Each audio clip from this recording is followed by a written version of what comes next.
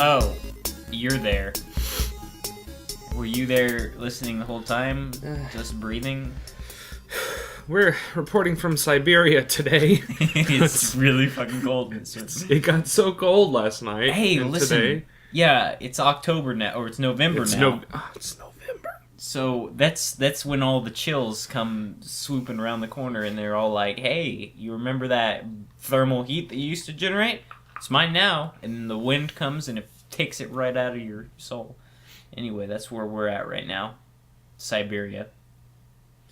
Hey guys, it's the Chatmen. We went quite a while without saying the name of the show that you're listening to. Doesn't matter. Matters to me. They see it. They see it. They guys, literally see it right there. It's Truman here, and here's Phil, and we wrote some stories. Again, because it's probably the best thing we do on this show. Is this the 6th story? I think this is probably the 100th story I've written. Oh. Not really. It's probably like the guy. 7th story I've written. Tough guy. That makes perfect sense. Anyway, if you've been if you're not a first-time listener, Phil writes a sci-fi story, and then I write a fantasy story. You mean if you are a first-time listener, or is that what you said? Sure, whatever. Hey guys, if you're brand new, welcome. We got stories first. Hey, you're rambling. Yeah, I already said that because I'm excited. Okay, well, let me tell you something. Phil, tell us something. Okay, well, I was on YouTube the other day, and then the YouTube has got me craving Taco Bell, which is our sponsor for today. Is it? It's not. No, it's not. I thought it was Jammers. Well, I do have Kool-Aid Jammers right there. I'll be drinking that. I'm sponsored by Candy. And they were all like, "Hey, you should come on to Taco Bell and get a Quesarito bundle box for," I don't even know how much money it was, but I've been craving freaking Taco Bell for 5 days, and I haven't had any, and it's been making me really, really sad. So if I sound really down and depressed today, that's why. He hasn't got his fix. I haven't had Taco Bell. After all that time of, why do you guys always eat Taco Bell? Because it's delicious. Listen, buddy. It's a once a week, not once every day thing. And like every 3 days, probably. Yeah, well, Dustin, it's every day. I know the feel. And I was eating Taco Bell every day, and I was like, oh man, I'm getting a little tired. Maybe we should eat some pizza or something healthy. And but now it's been a while since I've had anything other than pizza. We're decycling. It's time for tacos. You know what I'm saying? We stopped at Taco Bell, and we're eating other things right now. And then we'll come Burgers, back and we'll fries, eat nonstop. pizza. I'm eating a bunch of pulled pork sandwiches that I got for free. That's stupid. They're so good. I mean, you could get something for pretty much free. Phil, let's pretend like we're going to eat later and stop talking about food. I got a story, and it's called The 7 Deadly Men's. Men. So here we go. Oh, by the way, my stories are continuous. Yeah, fill us in case... fill us in. Well, I mean, there's a lot of filling in the story. Oh, okay. So, pretty much, yeah, I already have. So, okay, here we go. All right, gentlemen. I don't remember his voice, actually. My laptop just fell asleep. All right, gentlemen, you are in some deep shit, Lockwood said over the video transponder. Chadwick, Desmond, Hawking, and Grallard stood silent. So, like, right after you departed, we went to check up on you, and we saw that Allison, the alligator man, was stabbed in the neck by some sort of poison knife. What? Chadwick asked. Don't you play dumb with me, you crazed lunatics. You are now an enemy to the Venusian Rebellion, and we're sending bounty hunters on your ass. I don't know what you're talking about. The bounty hunters are going to get you in transmission. So I guess we should not go back to Venus? Desmond asked. New transmission. Hello, Desmond! Screamed King Dalmatian. God, mother flippin' damn ships! Chadwick cursed. It's been a little while. I have sent 7 bounty hunters to your location. Great. Desmond said. Is there anything else you should be that we should be made aware of? Sorry, I'm like... I'm reading this from, like, across the room. Let me put this laptop in my lap. Maybe if you didn't, like, separate yourself from your laptop by, like, 5 feet. That's what I just said. Come on. Dalmatian giggled. No, I'm going to leave that part as a surprise. Anything else they should be made aware of. There we go. Then leave it as a surprise and don't bother us again, Chadwick snapped. He slammed his fist on the button that ended the transmission, which abruptly startled Growlard. Oh, shit. Fell I asleep? Toadsai fell asleep just now. Shoot, goshy. Hawking stared out the window of the Wham-ass and crowed as 7 small, flickering figures drifted down from the sky. Hawking is Desmond's trusty space eagle. I'll get to that in a sec. I'll fill you in, guys. Don't you worry. All this will make sense. Let's get just this over with, the Growlard said, popping his incredibly dense star matter neck vertebrae. For those of you who are just joining us, here's a recap of the characters. Chadwick is a selfish mercenary who wields a plasma rifle and doesn't like worms. It was revealed in the last story that the reason was that after his presumably hard-to-kill parents were killed, he dug up their graves to find that they were covered in worms. Decomposing, animals. To this day, he believes that worms were the cause of their death. He is the pilot of the winged and massive spaceship known as the Wham-ass, which is the spaceship. Redundant. Desmond is a spontaneous psychic, and by spontaneous psychic I mean just kind of randomly happens, who rarely but sometimes gets provisions of the future or the random urge to do something to prevent bad things from happening to him in the future. Exposition man. This came in handy when the Earth exploded and he got the urge to escape the planet moments before it happened. This also proved useful when he was held prisoner in the Martian dungeon. However, the relative lack of perilous moments in Desmond's life has rendered his provisions not as prevalent. On his person, he holds a plasma machete, which is essentially a titanium alloy blade with a switch on the hilt that encases it in a hot layer of plasma, just cool enough not to melt the extremely heat-resistant metal, but still extremely hot. You don't want to touch it, it'll burn you. Hawking is Desmond's trusty space eagle. He's around 6 feet tall and wears a jetpack strapped to his chest. Being a space animal, Hawking has no respiratory system, but his digestive system is efficient enough for him to operate completely on food. Desmond rode on the back of Hawking for several years, and they have become inseparable over their time spent together. Growlard is a starman, which means he is a man whose 2-in-1 digestive and circulatory system is essentially a nuclear reactor, powering his superhuman inside. Powering the superhuman inside. His heart, quotation marks, which is actually his stomach, is a miniature star which has been alive for several centuries and presumably will live on for several more. His entire skeletal makeup is created from a mishmash of incredibly dense compounds and elements, some heavy metals, and even traces of pure neutron matter. Near the surface, though, is where Growlard begins to appear more human. Carbon-based life typically is extremely susceptible to radiation, so his outer skin tissue is lined with diamond coating to prevent those around him. The diamond is a byproduct of his dead and pressurized carbon cells that are moved to the exterior to make way for cells of silica and other elements anyway. Is that Bill Nye? Is Bill Nye the science guy in here? Bill Nye, the science guy. Oh shit, my laptop just fell asleep again.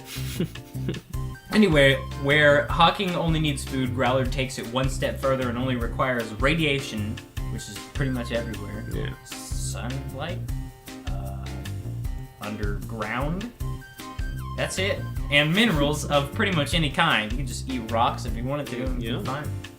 But the bigger the atomic number, the more it sustains him. You bored yet? You bored yet? Got your pencils? Yeah, you can put your pamphlets away because that's probably done for the moment. So, like, I wrote comma. 7 figures descended from the sky, and Chadwick slapped the button that made the inclined plane shoot out of the bottom of the hole. I thought you wrote as in it wasn't a dialogue line, not just actual paragraph it's narrative. text. No, that's the narrator. Because I was like, oh yeah, just write like how a character would sound, but nope, that's how the narrator sounds. That's me, guys. Hey. Thus creating a path, the inclined plane, out the bottom of the hull of the ship, thus creating a path for our four main characters to grab a jetpack and descend down once more to the surface of Titan. Titan is a low-gravity, low-temperature moon of Saturn. It used to be so cold that the methane had a sort of water cycle in which it was evaporating, raining down as liquid. This is true facts, by the way. You want to go to fucking chemistry class or fucking physics, go sit front row seats. ChatmenShow. Your teacher will like look at you, and I'm not even reading right now. This is like what I'm actually saying. Teacher's gonna say, planets, Saturn, moons of Saturn, Titan, methane. Water cycle. That's it. Yeah. It'll be like A+. Done? A+? No, you didn't. That was only one answer. You only answered one answer on the quiz. Fuck you. Go home. Get out of my class. I don't want to see you in that seat again. So you Consider can move a different one for Tommy, because Tommy is my honor roll student anyway. What the fuck am I going on? Oh yeah, we've derailed so far. But now it was only about as chilly as Alaska. Just a bit brisk. A little warmer than it is in this room. Yeah. Oh just my teeth chatter. You could choose to wear a patched-up orange pressurized spacesuit to protect yourself from the atmosphere, as Desmond did, or you could choose to dress like a ninja, completely bundled up in black from head to toe, as Chadwick was. Hawking and Growlard, being naturally resistant to the cold, just wore normal attire. Feathers for Hawking. Just regular, I'm gonna head down to the gas station real quick to buy me some 3 tanks and a sandwich and a pack of gum attire. That's what Growlard was wearing. Now, of these 7 people that descended upon them, they had met 3 of them before. One of them wasn't even a person. Like, it was... Wait. They had met 3 of them before. Okay. Period. New paragraph. I didn't write a new paragraph. One of the 7 people wasn't even a person. Like, it was literally just a 2-foot-tall ball of fluff in a vest with a scary face on the top of its head. How do you put a vest on a ball? He had arms, but I was just saying he was fluffy and he was just a ball of fluff anyway. And he had 2 claws on each of its limbs. He had a jetpack on as well as the rest of them. And after he landed, he bent his neck forward so his scalp face could look at the bounties, and he just smiled. Just smiled. That's it. Following suit was just a zoo of people. Not a collection of different kinds of animals, like this freaky ass thing, but just a bunch of human beings who thought it socially acceptable and fashionable to just go to the doctor and get different animal heads stitched on. Now, you might think it's strange when people get their tongues cut like a snake, IRL, in real life. Maybe you're a little uncomfortable because you just remembered that next Sunday morning your little nephew Jeff Jomas Jarnold Jr. is going over to Inks R Us to get some weird tattoos. They're cartoons. That'd be cool. That are tattoos. Piercing on the nips, piercing on the lips, and his ears and face cheeks gouged, and his butt cheeks gauged as well. I meant gauged, not gouged. In current times, sometimes people even inject their face so that their lips look like a pink lifesaver, which I happen to be snacking on right now as I type this, except they're not pink. They're just wintergreen lifesavers. You saw me snacking on those as I was typing. Pile of wrappers. Yep. And sometimes they even head down to the suture store to finally become themselves into a man or woman, which would be fantastic, but they're not a boy or girl. They're a woman or a man. But anyway, honey... Future Time's Wish operations were that tame. You got trillions of people littered across the galaxy with a huge rainbow of interests. The same species that put rings on their female necks on their females' necks to turn them into heavenly giraffe chicks evolved specifically to just turn around and sew giraffe and chicken parts directly onto their females. So their step of evolution was just, fuck it, let's sew them on. Well, you know what I'm saying. Like, some cultures today in certain countries like to put rings on the females' necks and make their necks longer. I'm just saying, in the future, what happens, that people still have those interests. Yeah, you'll find people here and there, instead of like different countries and islands and stuff, you find people on different planets with whole cultures of, man, long necks are hot. I'm gonna have you have a neck like a giraffe, and literally. I'm gonna be cool like that, literally. And as I was saying, providing that they happen to be able to have giraffe parts shipped to them for a reasonable price. If that's not the case, otherwise we'll just Frankenstein something else on and call it good. Yeah. Because, people like weird shit. So, where was I? I don't know. I wrote, where was I? Okay.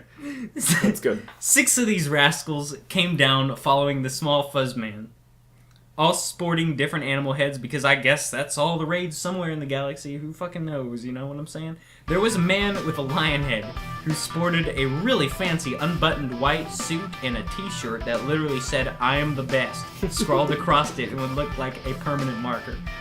He let out a ferocious roar, then coughed and said, "Let me tell you a little something about something. I'm the greatest man who ever lived."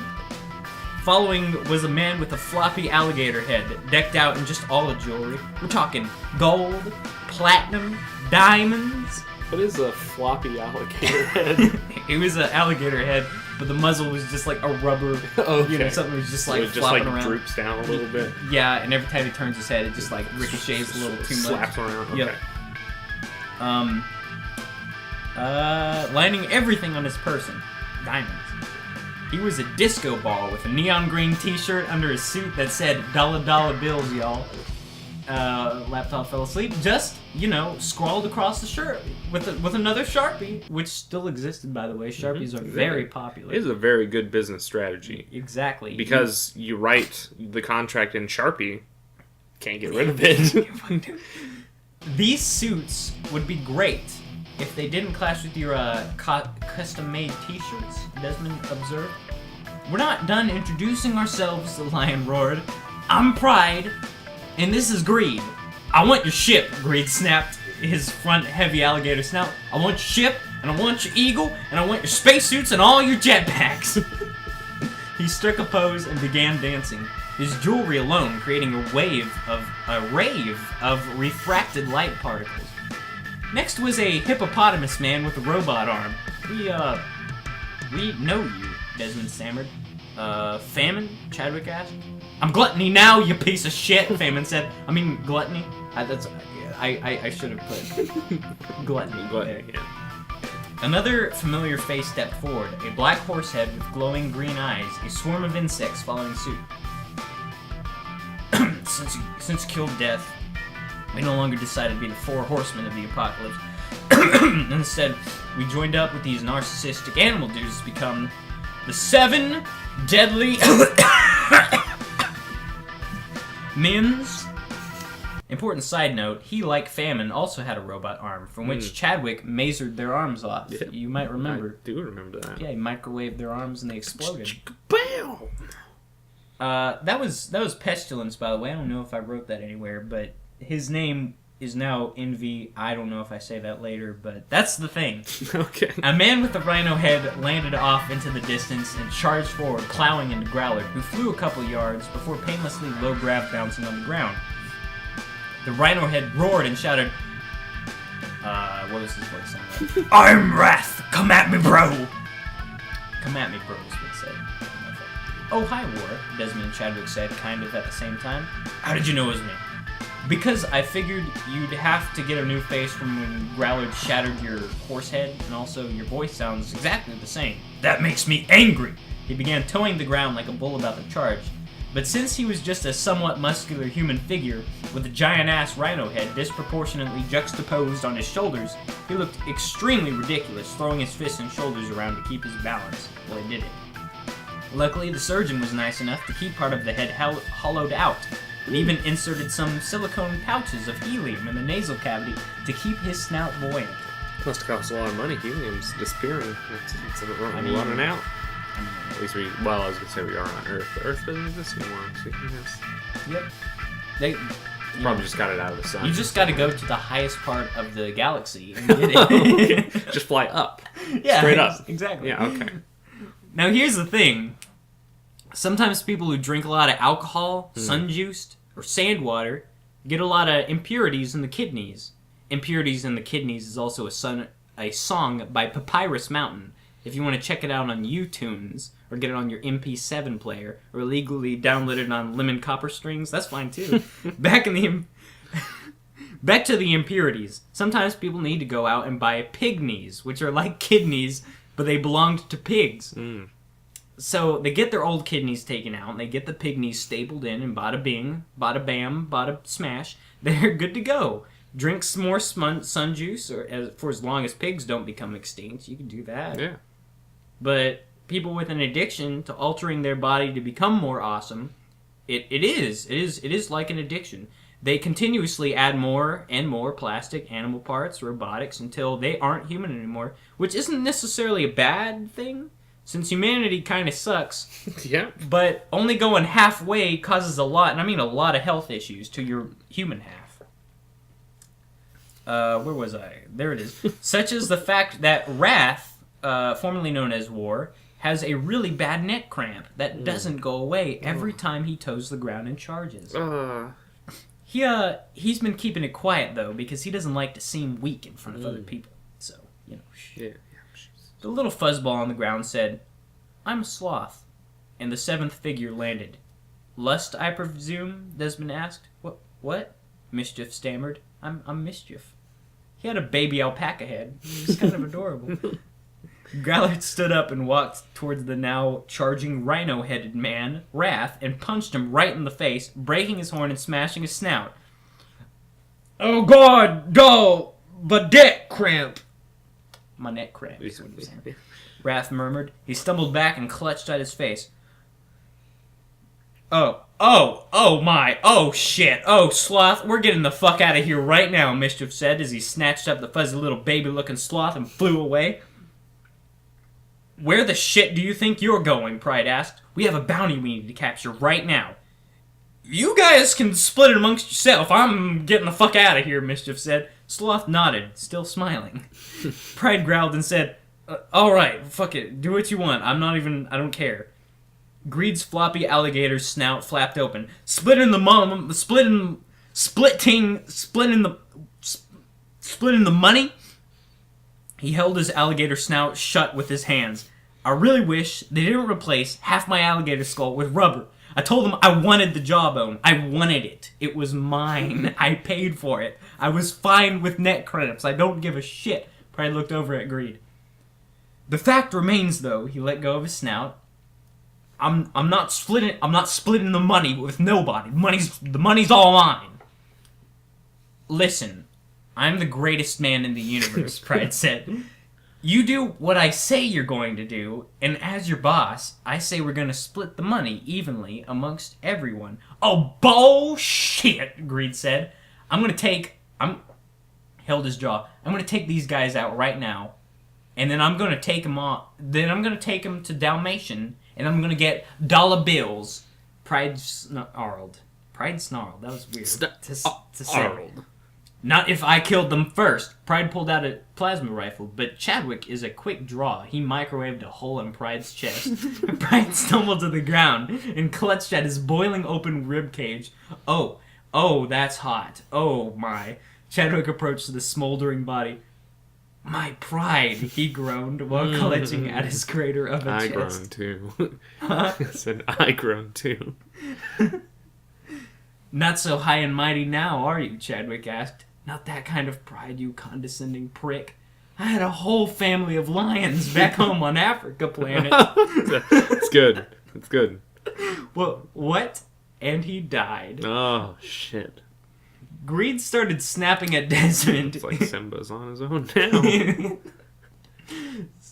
Oh my god. I remember. What was that? I don't fucking remember that Lion King line. Never mind. That line from Lion King? Fuck it. Scar. Greed started snapping at Desmond. Yeah, run far away. Never return. I don't know what I'm getting at there. Greed started snapping at Desmond, who fended him off with a plasma machete. "Oh, you got one of those, huh?" Greed asked. "I want it. I think I'm gonna take that off your corpse after I kill you." "Didn't Dalmatian want us alive so he could, beat us himself or something?" Desmond asked. That was in a different story. I don't remember this one. Check it out for yourself. Also, these characters that I'm talking about right now, they're from our 4th story. Which was episode something? There's a whole playlist. Just get on the playlist. Look at the 4th one if you want. You know, we knew it, the title. Rhymes with Anne at the end. Whatever it is. Yeah, there you go. I don't know the title. Yeah. Who knows? How are you gonna get any money from that bounty to keep us alive without killing or out of killing it? How are you gonna do that? Let me read this sentence. How are you going to get any money out of killing us? There we go. I don't know why that was a very difficult sentence. Yeah, I just kept skipping over to the next line without even whatever, and then trying to guess what it was. Greed stopped. Well, shit. You know, he started thinking about the money. Yeah. Wrath got out his brass knuckles and began sprinting towards Growlard once again. He punched him a second time in the nose, breaking some more face bones. That's it, Wrath said. That's it. I give up. Gluttony, Envy, what have you been doing this whole time? Gluttony wiped some frosting off his hippopotamus face. Eating a cake. A whole cake? just yeah, cake. Okay. Envy blinked his green glowing eyes and shooed some insects away from him, silently resenting Gluttony for not sharing his cake with me. I don't know how we can be a team together if you guys are going to just hang around and do your own thing, Wrath said, moving his disconnected snout around. He's got helium in his system. Yeah. We're going to have to ditch these guys for now and find some other, more experienced bounty hunters to team with. It's an adorable voice. Yeah, I like that voice. All I do is push my Adam's apple up and then I got it. Like, that's not edited, folks.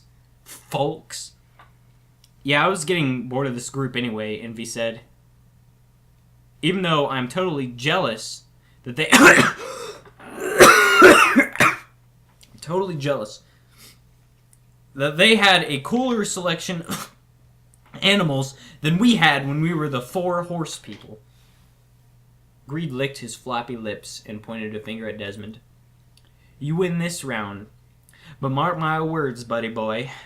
That pyre knife is mine, and so is your bounty, and so is everyone else's bounty. He held his rubber jaw. God damn it! And with that, the alligator head, the fucked up rhino head, the horse head, and the hippo head man departed to reestablish their bounty huntership, which is kind of like friendship, but it's for bounty hunters. No doubt, Mischief and Sloth were somewhere out there in the atmosphere as well. Whether they were to be seen again was unforeseeable. That was a weird sentence anyway.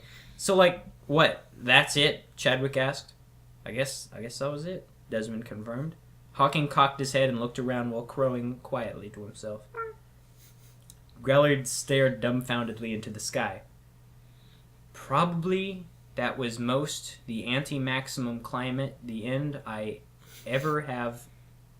The end. My sentiments exactly. Yep.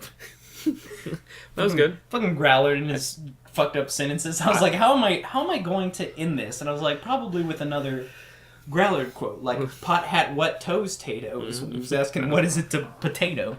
Well, that was good, Phil. Thanks. That was whatever story.